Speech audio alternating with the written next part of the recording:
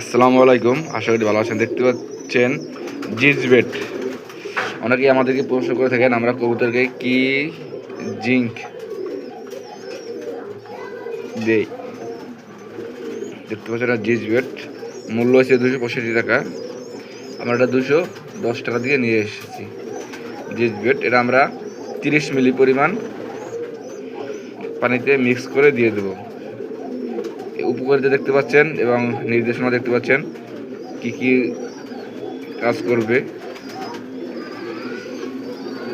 জিজ bet 1 litre গরু, ছাগল, হাঁস, মুরগি, কবুতরকে দিতে পারবেন। এটা ভালো, অনেক সুন্দর কাজ করে।